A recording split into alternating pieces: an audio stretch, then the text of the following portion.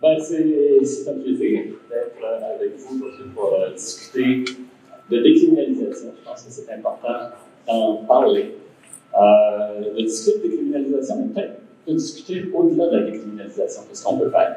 C'est un peu l'objectif que j'ai aujourd'hui dans les 20 minutes qui me sont imparties. Vous le savez, on fait face à une crise tragique au niveau des substances. Une crise épouvantable et, à mon avis, on ne fait pas encore grand-chose, donc on ne fait certainement pas suffisamment pour essayer de résorber cette crise. Ce que je vais faire aujourd'hui dans les 20 minutes qui m'est imparti, c'est... Tu peux bouger un peu? Oui. Ce que j'aimerais faire dans les 20 minutes qui me sont imparties, c'est de diviser mon exposé en deux. Premièrement, de vous parler d'un comité d'experts dont j'ai fait partie pour la ministre de la Santé du Canada, où nous avons clairement recommandé la décriminalisation des drogues au Canada. Et ensuite, vous parler d'un article que nous avons fait paraître dans la Revue canadienne de psychiatrie, c'était avec Neil Boyd et Benedict Fisher, où est-ce qu'on a quand même été critique face à la décriminalisation. Donc, c'est les deux parties que j'aimerais qu'on fasse aujourd'hui. C'est vraiment dans le but de réfléchir, d'aller plus loin dans notre réflexion, et c'est vraiment l'objectif de la journée. Mais peut-être vous donner un contexte au moment du comité d'experts. Ce comité d'experts s'est réuni en 2001, au printemps et à l'été 2001. À ce moment-là, on avait comme statistique que de janvier 2016 à septembre 2020, il y avait près de 20 000 décès par intoxication aux opioïdes. Et probablement que c'est une sous-estimation de la réalité. Parmi ces intoxications, ces surdoses, clairement, la grande majorité, c'est accidentel. Mais ce qu'on a remarqué et ce qui nous a fait réfléchir au niveau du comité d'experts, c'est que 60% des décès qui étaient en lien avec une intoxication aux opioïdes en 2020 impliquaient également une autre substance, impliquaient des stimulants. Donc, ce que ça veut dire, c'est oui, il y a une crise des opioïdes, mais il y a aussi une crise au niveau des substances. Donc, il ne faut pas seulement se concentrer sur les opioïdes, il faut, oui, se concentrer sur les opioïdes, mais élargir notre réflexion, et c'est ce que nous avons fait au niveau du comité d'experts. Bien sûr, avec la fin du gouvernement conservateur, il y a eu quand même un élargissement au niveau des méthodes de traitement. Il y a eu des mises en œuvre de projets pilotes, entre autres, l'IUD a fait beaucoup de projets pilotes, entre autres avec le Dr Goyer. Il y a eu une amélioration au service, mais clairement, ces mesures, c'est pas suffisant pour endiguer le problème, pour endiguer la crise. Il faut aller plus loin. Il faut aller plus loin. Plusieurs personnes disent, bon, on a des experts en santé publique, des chefs de police, qui disent qu'il faut aller au niveau de la décriminalisation. C'est aussi ce que l'on a fait au niveau du groupe d'experts. L'objectif du groupe d'experts, c'était de fournir des recommandations à la ministre de la Santé du temps, c'était Patty Hatchou. Je ne sais pas si je prononce ça comme ça. Nous étions 18 experts, seulement 2 du Québec. Et peut-être que ça, vous allez le voir dans les recommandations, des fois ça reflète un peu l'opinion canadienne plutôt que l'opinion québécoise. Et puis, on a pu avoir 10 mémoires qui nous ont été déposées et on a bénéficié aussi du témoignage de 16 organisations qui sont venues témoigner devant notre comité d'experts. Je vais tout de suite avec les recommandations. La première recommandation, et c'était de façon unanime, parce que toutes les recommandations n'étaient pas unanimes. Mais cette recommandation-là, c'était unanime. La première, c'est de mettre fin aux sanctions pénales pour possession simple. Ce que ça veut dire, c'est, oui, la décriminalisation. Et là, ensuite, les autres étaient majoritaires plutôt. C'était de mettre fin à toute mesure coercitive liée à la possession simple et à la consommation. Et ça, vous allez le voir tout à l'heure, les mesures coercitives, c'est pas parce qu'il y a la décriminalisation qu'il y a la fin des mesures coercitives. En fait, dans la majorité, entre beaucoup de pays où est-ce qu'on a décriminalisé, il y a encore des mesures coercitives. Rassembler les 3 lois fédérales, donc la loi réglementant certaines drogues et substances, c'est la loi qui regarde les opioïdes, les stimulants, etc. La loi sur le tabac, les produits de potage, la loi sur le cannabis, dans un même cadre légal en matière de santé publique, pour avoir davantage une optique de santé publique. Aussi, on a recommandé que les seuils de possession simple soient fondés sur la présomption d'innocence.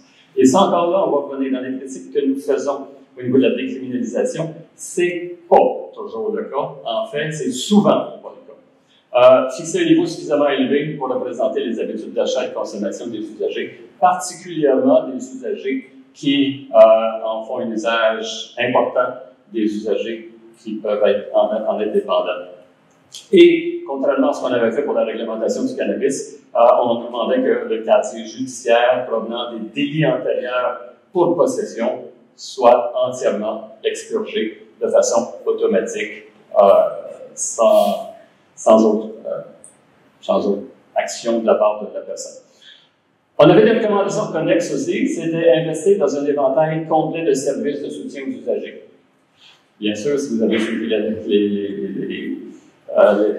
les journaux ces temps-ci, il y a une guerre un peu entre le Québec et le Canada au niveau des transferts en matière de santé.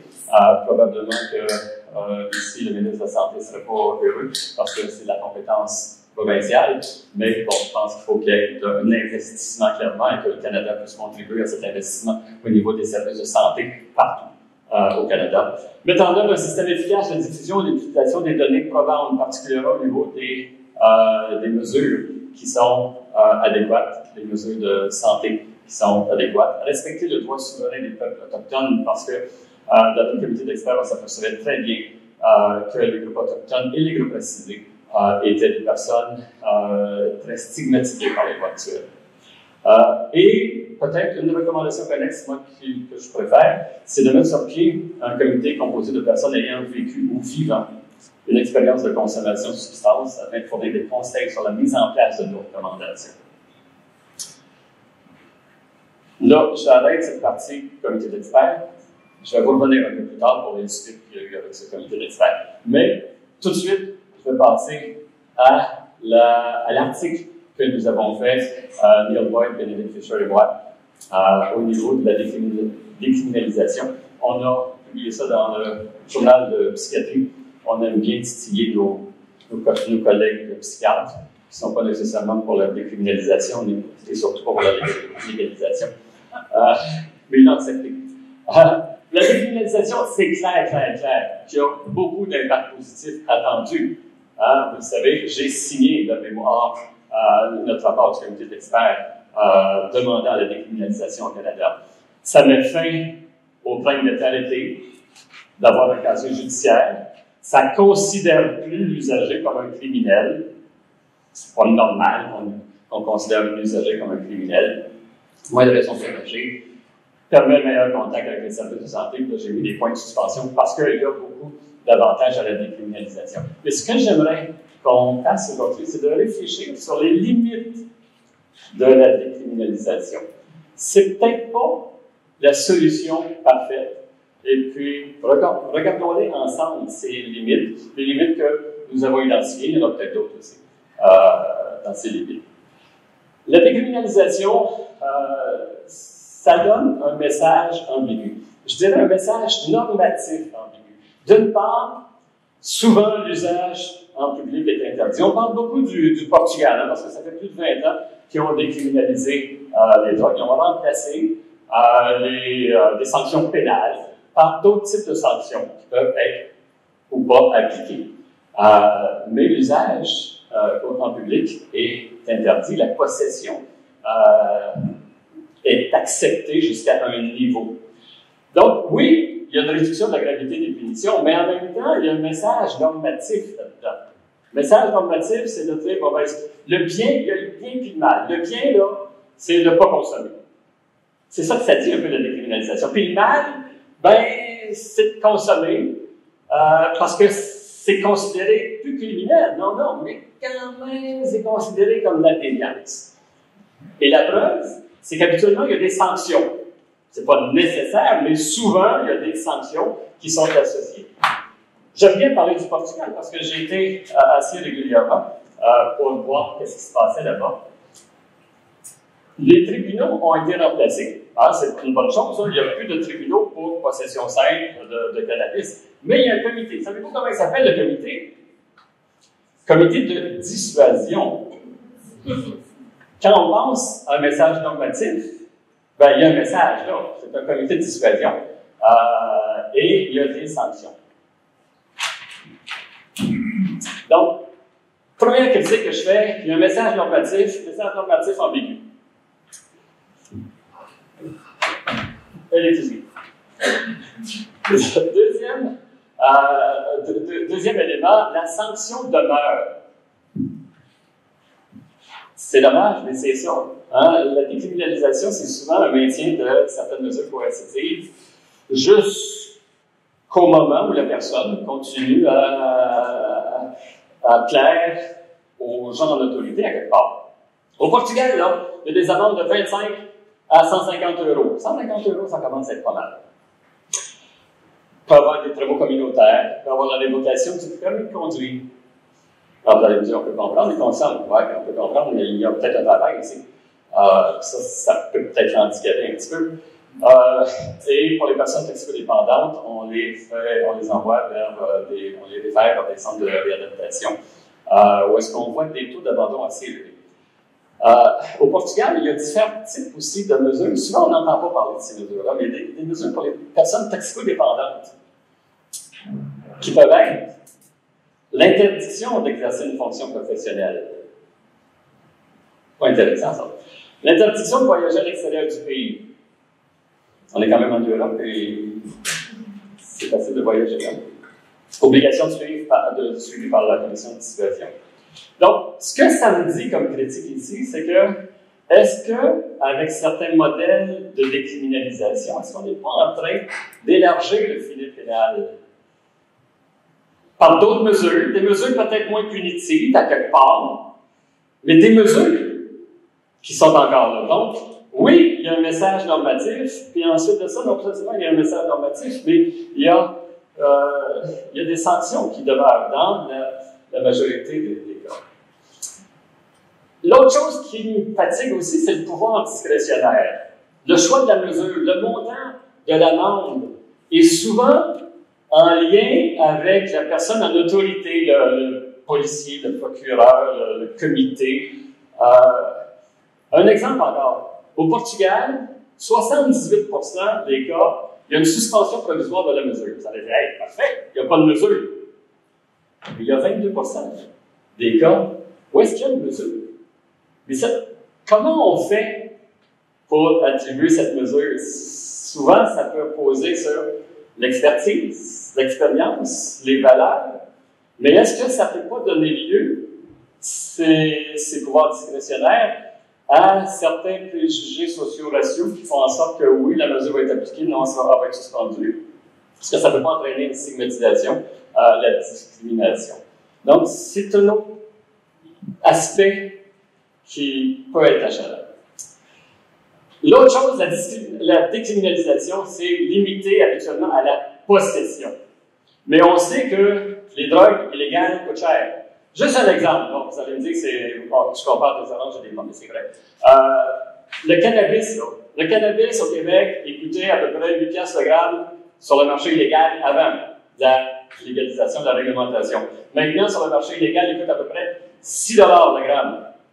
Il y a une baisse au niveau, et ça, c'est le marché illicite, toujours. Le marché illégal, donc, c'est ça, le marché illégal met les prix élevés souvent. Donc, il y a plusieurs usagers réguliers ou personnes dépendantes qui sont obligés d'aller vers la revente pour satisfaire leurs besoins. Ou il y en a d'autres qui vont dans des criminalités lucratives. J'ai vu plusieurs personnes là, dans mes études qui vont vers une criminalité lucrative. Mais c'est souvent pour ces types de criminalité-là que les usagers sont en contact avec la justice pénale et non pour la possession simple de cannabis. Donc, ça ne change rien à ce niveau-là parce que le prix de la drogue va rester le même. Et à ce moment-là, ils vont avoir autant besoin de se procurer d'autres de l'argent pour se procurer leur drogue. Donc, la marginalisation, la stigmatisation risque de se poursuivre. Ensuite de ça, la décriminalisation, c'est beaucoup pour les possessions de faibles quantités. Faible quantité, on l'a vu qu'en britannique, ça va être 2,5 grammes. Peut-être pas beaucoup pour certaines personnes dépendantes, ceux qui veulent acheter en grande quantité pour avoir des bargains. Au Portugal, c'est 10 jours. C'est déjà beaucoup. Ça ne garantit pas un approvisionnement sécuritaire. C'est clair que la décriminalisation, vous allez acheter ça sur le marché illicite, votre vendeur peut faire un peu de contrôle de qualité, et là, un peu, un contrôle de qualité. C'est sûr qu'on peut mettre en place des contrôles externes, mais ça varie d'une localité à l'autre, ça varie, mais ça ne change rien, les drug testing, face à la situation actuelle où est-ce que c'est illégal. Donc, c'est un quasi-statu quo. Et, bien sûr, bon, j'ai touché tout à l'heure, il y a des liens avec les groupes criminalisés, et les profits restent dans les poches des groupes criminalisés. Donc, c'est un statu quo face à la situation actuelle. Donc, oui, la décriminalisation, c'est quelque chose de populaire. Oui, c'est quelque chose de bien intentionné. Mais est-ce que ça va solutionner les problèmes de justice? Est-ce que ça va solutionner vraiment les problèmes de santé? Est-ce que ça va mettre un terme à la stigmatisation et à la discrimination des usagers de drogues ces drogues qui vont demeurer illégales? Poser la question, c'est un peu y répondre, je pense.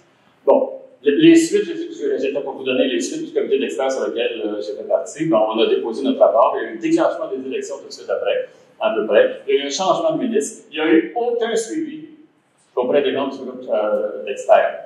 Non seulement il n'y a eu aucun suivi, mais il y a eu un projet de décriminalisation qui a été déposé par le NPD, qui a été battu à 248 contre 71, dont la grande majorité des députés libéraux.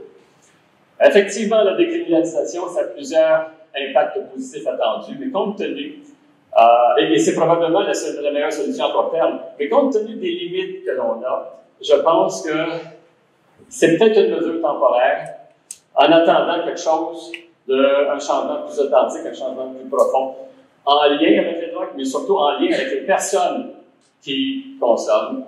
Et là, on pense peut-être en tout cas dans ma tête, c'est la réglementation, la légalisation, mais il faut surtout mettre l'expertise, l'expérience vécue par les usagers pour nous aider à voir comment on pourrait faire ça.